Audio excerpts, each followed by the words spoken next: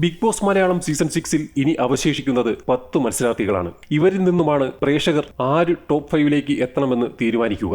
വരും ദിവസങ്ങളിൽ ടാസ്കിലും ഹൗസിലും മത്സരാർത്ഥികൾ നടത്തുന്ന പ്രകടനങ്ങളെ അടിസ്ഥാനപ്പെടുത്തിയാകും ജനങ്ങളുടെ വോട്ട് വിഭജിക്കപ്പെടുക.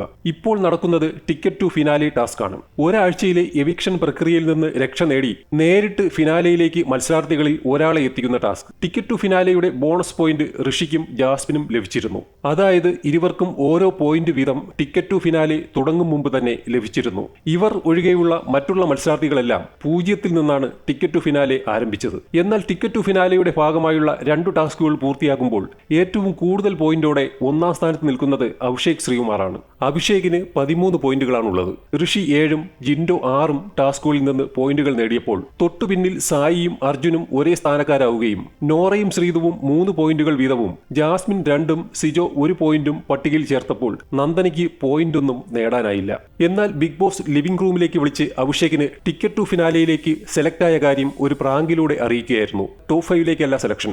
അടുത്ത ആഴ്ചത്തെ നോമിനേഷൻ ഫ്രീ ആയിരിക്കും. 8ാമത്തെ ടാസ്കായ മുഖമുദ്ര നടക്കുന്നതിനിടയിൽ ജിൻഡോയും അഭിഷേകും തമ്മിൽ ചെറിയ കയ്യാങ്കളി ഉണ്ടാവുകയും ചെയ്തു.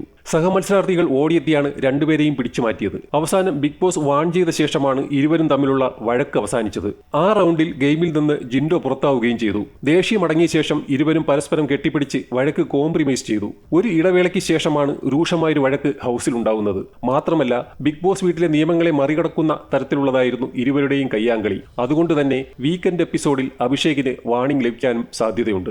ഈ സീസണിലെ 6 വൈൽഡ് കാർഡ് എൻട്രികളിൽ ഒരാളായിരുന്നു അഭിഷേക്. പൊതുവെ ഹൗസിലെ എല്ലാ പ്രശ്നങ്ങളിലും കയറി ഇടപെടുന്ന പ്രകൃതമല്ല അഭിഷേകിന്റേത്. അതുകൊണ്ട് തന്നെ അഭിഷേകിനെ ഹൗസിൽ ഗസ്റ്റായി വന്ന മുൻ സീസണിലെ മത്സരാർത്ഥി സാബുമോൻ പോലും വിമർശിച്ചിരുന്നു. ടിക്കറ്റ് ടു ഫിനാലയിലെ പ്രകടനം കൂടി വൈറലായതോടെ ജനപിന്തുണയുടെ കാര്യത്തിൽ അഭിഷേകും ഉയർന്നു വരുന്നുണ്ട്. അതുപോലെ ഇത്തവണത്തെ നോമിനേഷൻ ലിസ്റ്റിലും അഭിഷേക് ഉൾപ്പെട്ടിട്ടുണ്ട്.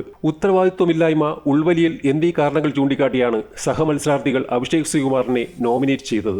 അഭിഷേകിനെ കൂടാതെ മറ്റ് 6 പേര് കൂടി നോമിനേഷനിൽ ഉൾപ്പെട്ടിട്ടുണ്ട്. ബാക്കിയുള്ള അർജുൻ, സിജോ, ജിൻഡോ എന്നിവർ ഈ ആഴ്ച നോമിനേഷനിൽ നിന്നും രക്ഷപ്പെട്ടിരിക്കുകയാണ്.